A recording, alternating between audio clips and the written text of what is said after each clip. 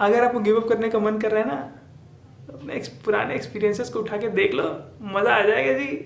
कि जब कोई बच्चा अपनी मम्मी के को हॉस्पिटल में छोड़कर आता है, उसके बाद भी वो व्लॉग्स बना सकता है, तो अब क्या प्रॉब्लम्स है जी, अब तो आराम से बना लोगे। आपकी चुल्हे तो पूरा कौन करेगा, आपको ही तो करना पड़ेगा ना यार। क्यों, बेसिक सी चीज़ है, इतनी कोई टफ नहीं है।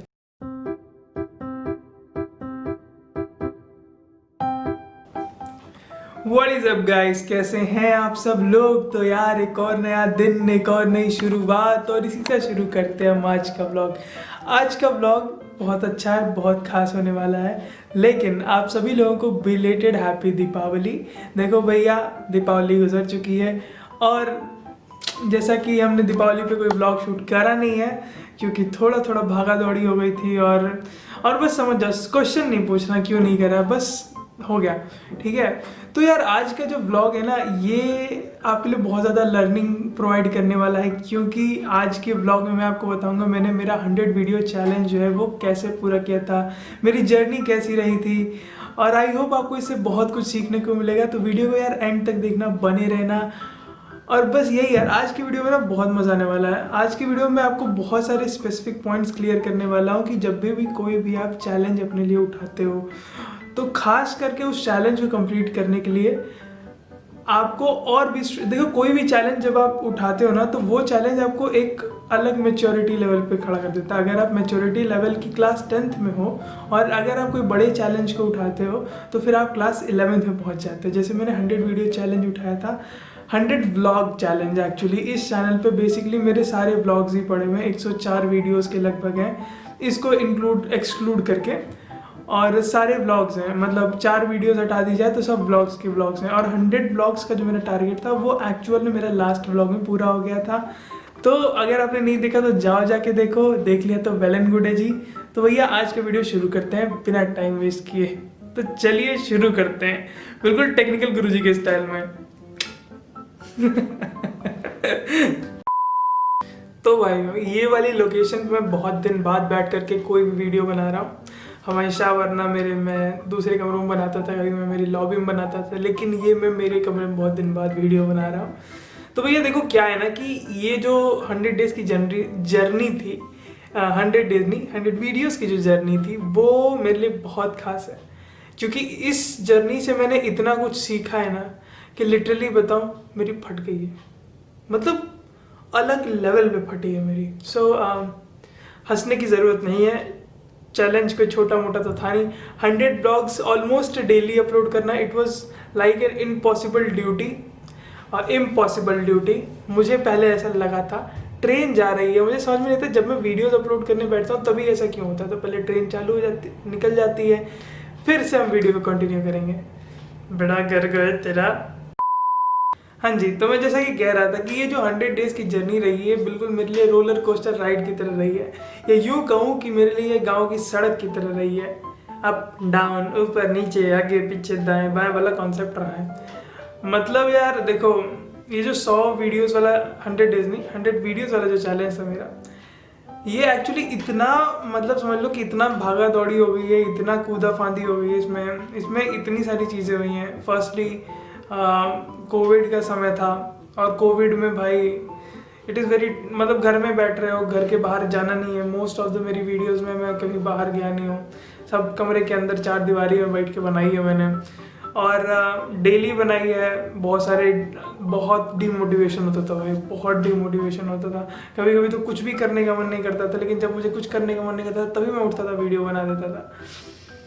कभी कभी होता है जब आप एकदम ब्रेकडाउन के थ्रू गुजर रहे होते हो, और फिर नहीं होता है कि एकदम अब बस 1-2 दिन का ब्रेक ले लिया जाए। तो हाँ, वो मैंने ब्रेक्स लिए हैं 1-2 दिन के।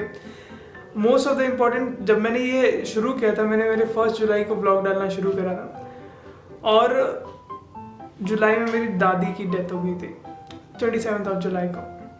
मैंने बताया भी है मेरे ब्लॉग्स में, उस वक्त जब मैं उस 13 डेज की शोक सभा होती है, आई नो बहुत लंबा है, लेकिन होता है हमारे यहाँ, एक ट्रेडिशन है, कल्चर है, तो हम फॉलो करते हैं। उसके पीछे बहुत सारे रीज़न, बहुत सारे कारण होते हैं, तो उसके बारे में फिर कभी बात करते हैं।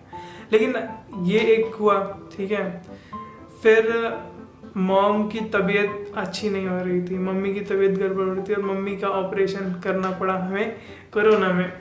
और मज़े की बात पता है क्या है कि इन दोनों सिनेरियोज में मैं ऑलमोस्ट दादी वाले में तो नहीं, लेकिन जब मम्मी हॉस्पिटलाइज थी मैंने हर रोज़ वीडियोस बनाई हैं, हर रोज़ डेफिनेटली। भाई किसी भी तरीके की सिंपैथी गेन करने की कोई वो नहीं कर रहा हूँ, कुछ सिंपैथी करने की ज़रूरत नहीं मेरे से, लेकिन हाँ ये बात है कि मैं बता रहा हूँ कि देखो चीज़ें टफ होती हैं, इतनी आसान नहीं होती। जो लोग कहते हैं कि यू हैव टू पे द प्राइस, तो प्राइस ऐसे होते हैं भाई कि आप ना चाहते हुए भी आपको ऐसे काम करने पड़ेंगे कि आप इमेजिन नहीं कर सकते हो। ये एक्चुअली प्राइस होता है। आप अपने मन को कितना काबू में कर पाते हो ना, ये एक्चुअली आपको मैच्योर बनाता है। ऐसा ये आई नो बहुत कड़वी चीज़ है, लेकिन सत्य तो यही है। मैच्योरिटी का मतलब यही होता है। और जो व्यक्ति आपसे ये कह रहा है कि आप मैच्योर नहीं हो ना, तो उसकी बात सुनने की ऐसा बहुत ज़रूरत है नहीं, क्योंकि भैया देखो मैच्योरिटी कई तरीके से आपके जीवन में आती है, और अगर आप नहीं हो ऐसा लोग कहते हैं तो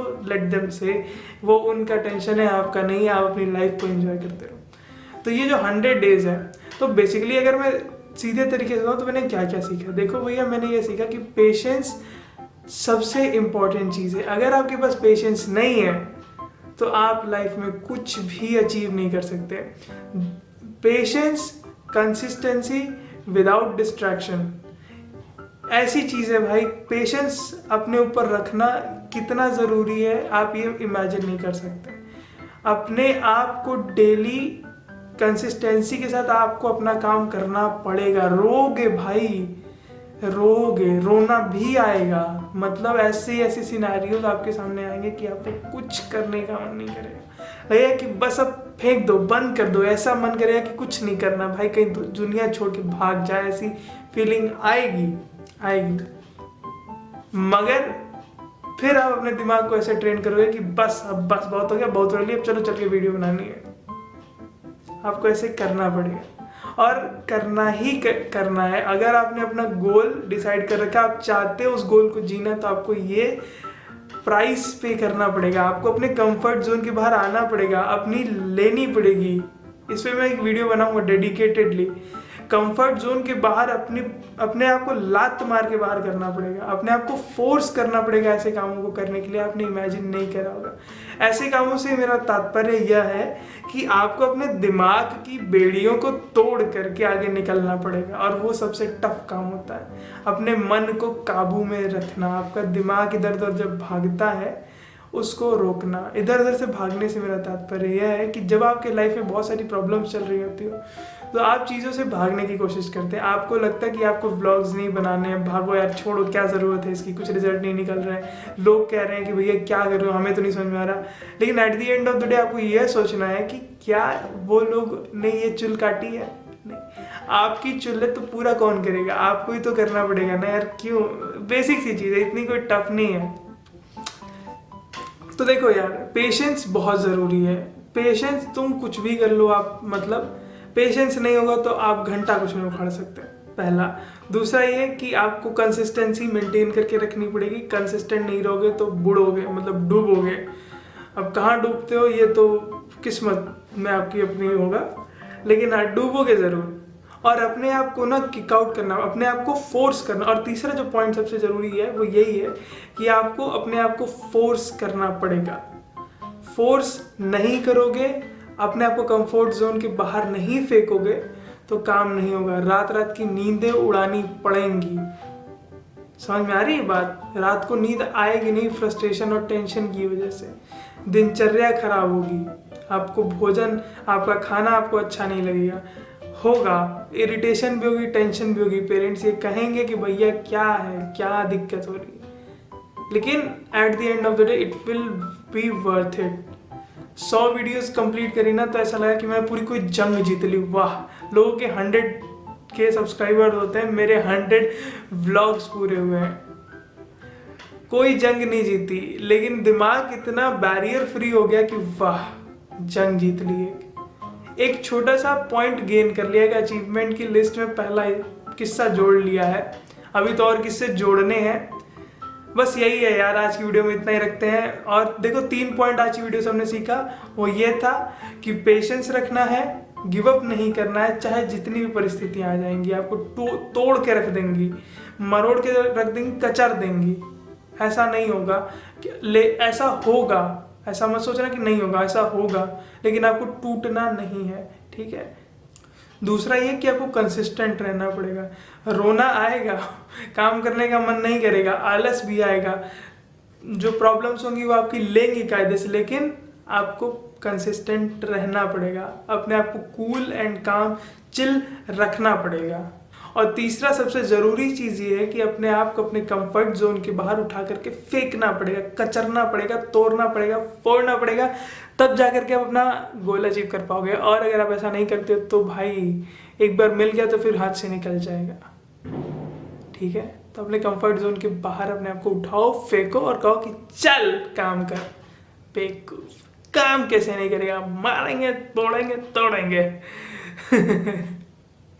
तो यार आज की वीडियो में बस इतना रखते हैं। अगर आपको वीडियो पसंद आया तो don't forget to hit the like button, नए हो चैनल को सब्सक्राइब करो। और अगर आपको गिव अप करने का मन कर रहा है ना, तो अपने पुराने एक्सपीरियंसेस को उठा के देख लो, मज़ा आ जाएगा जी। कि जब कोई बच्चा अपनी मम्मी को हॉस्पिटल में छोड़कर आता है, उसके बाद भी वो व्लॉग्स बना सकता है, तो अब क्या प्रॉब्लम्स है जी, अब तो आराम से बना लोगे। चलो तो भैया आज वीडियो में इतना रखते हैं, मैं मिलता हूँ आपको अगली वीडियो में। अंटिल देन, चाहे जितनी मुसीबतें आए, चाहे जितनी दिक्कतें आए, गिव अप नहीं करना है, नो मैटर व्हाट। ओके, जय हिंद, पीस आउट।